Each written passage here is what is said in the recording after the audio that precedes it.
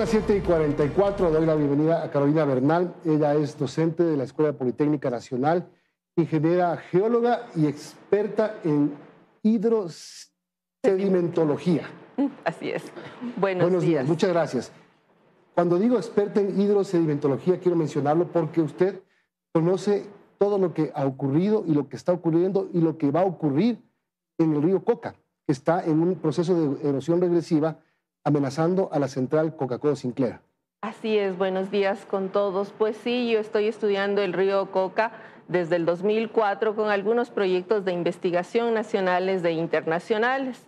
Esto ha despertado el interés de científicos franceses desde hace mucho tiempo, por cuanto el río Coca es uno de los afluentes principales del Amazonas, de nuestra gran cuenca amazónica, y tiene un papel muy importante en cuanto a la generación de sus sedimentos. Ahora, el 2020 empieza este proceso de erosión regresiva a 20 kilómetros de las obras de captación de la central Coca-Cola Sinclair.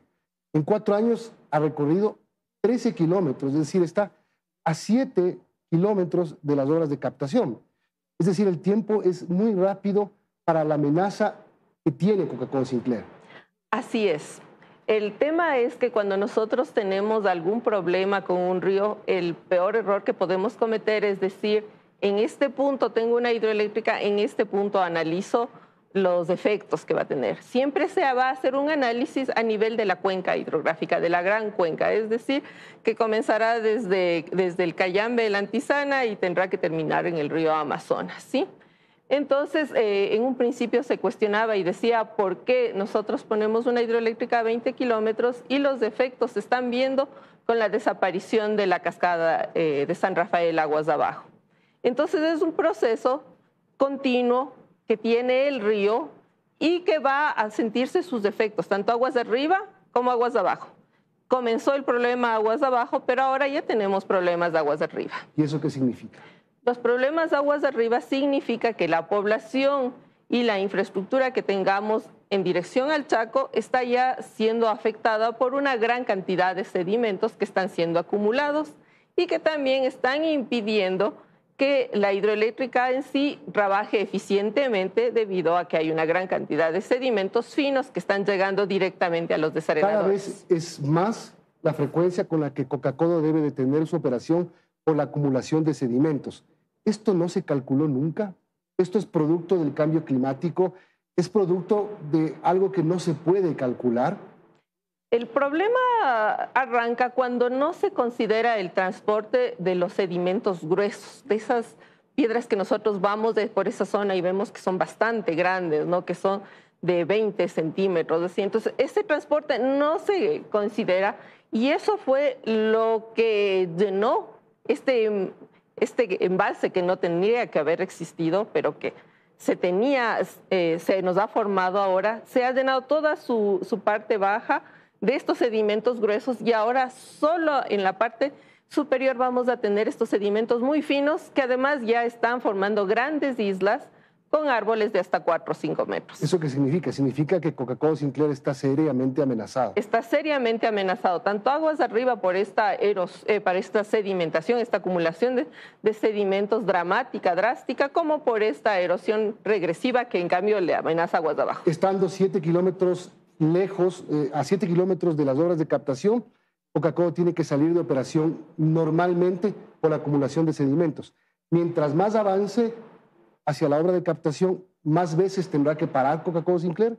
El efecto de que pare no es por la erosión, sino por la sedimentación. Exactamente, claro. Entonces, para evitar que se dañe. Para evitar que se dañe, así es, porque si nosotros, si el sedimento entra a las turbinas se dañan, ¿sí? A esas velocidades con las que giran, el sedimento les acaba. ¿Y cuánto nos cuesta una turbina en Coca-Cola Sinclair? Entonces no se puede permitir esto. ¿Qué va a pasar cuando la erosión regresiva llegue a la zona de captación?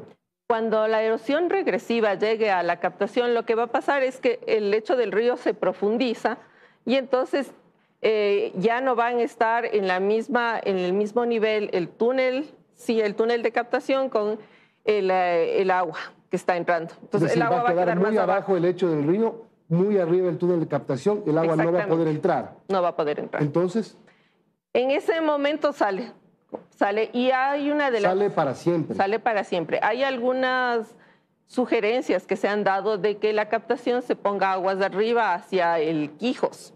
Ese es el dique que el gobierno busca tratar de construir, el que está en un proceso en el CERCOP. El ministro ha dicho, vamos a tratar de evitar que se declare desierto este proceso para poder avanzar y construir este dique. ¿Es esa la obra? No. La captación tiene que ser una obra bastante cara y que tendrá que se va a demorar bastante tiempo en su construcción. ¿Cuánto tiempo se demoraría? Es como volver a construir Coca-Cola Sinclair, la captación. Lo mismo, más o menos? No, porque ya tenemos la casa de máquinas, tendríamos que el túnel es lo que sí vamos a tener que hacer una desviación y la captación. Pero ese tema todavía no ha sido decidido, por cuanto no sabemos hasta dónde va a llegar la erosión regresiva y de eso, de los modelos que ya se tenga, que la Comisión Ejecutora está realizando, ellos sabrán hasta dónde va a llegar. Ahora, si es que se hace esta obra de magnitud que usted dice, ¿se salva Coca-Cola Sinclair o solamente se extiende su vida? Digamos que vamos a parcharle a Coca-Cola Sinclair, vamos a hacer una nueva captación. Y vamos a tratar de utilizar la infraestructura que quede. ¿Esparcharle significa salvarle o solamente decir va a durar 10 años más? Vamos a darle un poco más de vida útil, pero hay que tomar en cuenta que las hidroeléctricas son con una vida útil de 50 años, ¿sí? Entonces, ¿para cuántas generaciones vamos a dar esto, sí? Para esta generación, la siguiente, y después van a tener los mismos problemas que estamos teniendo ahorita nuestros nietos, ¿sí? Entonces, por eso es preferible siempre hacer cualquier hidroeléctrica con un plan de gestión de sedimentos muy estudiado para poder alargar esta vida útil. Ahora, ¿no se hizo eso con Coca-Cola Sinclair? Usted ha seguido el proceso desde el 2004. ¿Sabe cómo el río Coca se iba a comportar? Lo que pasó con la cascada San Rafael creo que fue determinante para que esto se acelere. Así es, sabíamos lo que estaba pasando, ¿sí? ¿Pero quién lo sabía? Pero sabíamos los técnicos. ¿Y el gobierno? ¿Los gobiernos? El problema es que siempre las decisiones de que se construya o no lo toman los políticos. Así es. Y sin hacer caso a los técnicos. Nosotros podríamos haber estado diciendo hay demasiados sedimentos, hay que repensar este tema, pero los políticos decidieron que se construía ahí. ¿No debió construirse ahí Coca-Cola Sinclair? ¿No había otro lugar? Yo lo que siempre digo es que el Ecuador es un país de alto riesgo por su comportamiento geológico. Porque además es una zona sísmica, ¿no? Todo el Ecuador es sísmico, todo el Ecuador es volcánico, así que si nosotros queremos tener hidroelectricidad, teníamos que construir esto. El tema es que nosotros tenemos que construir con la naturaleza, no contra la naturaleza. O sea, tenemos que saber que hay amenazas sísmicas, hay amenazas volcánicas, hay una gran generación de sedimentos y por lo tanto toda obra que se haga debe ser planificada en función de estas amenazas. No se hizo esto. Se desconoció el tema de los sedimentos. Hicieron un desarenador. ¿Es un desarenador ineficiente para la gran cantidad de sedimentos que arrastra el río Coca? El desarenador se lo construyó tomando en cuenta los estudios que se habían hecho ya. ¿Pero estudios del estiaje o no? No, eran los estudios, normales, porque son estudios que se hacen a lo largo del tiempo y con todos los datos que se tienen. El problema no fue ese, sino que la gran cantidad de sedimentos de fondo se acumularon e hicieron que estos sedimentos finos ahora alcancen más rápidamente los desarenadores. Poner la obra de captación más adelante, como usted sugiere, que sería un parche para Coca-Cola, tomaría mucho tiempo. Pero hay un estudio incluso del Cuerpo de Ingenieros del Ejército de Estados Unidos que habla de 2 a 5 años para que la erosión regresiva llegue a la zona de captación. Si en 4 años se recorrió 13 kilómetros, quedan 7, es decir, que esto en 2 años podría ya tocar la obra de captación. Sí, así es. El problema es que esta erosión va a depender tanto de la pendiente, del lecho del río, o sea, de cuánto desnivel exista, pero también del tipo de roca que nosotros tengamos en el lecho y la cantidad de agua.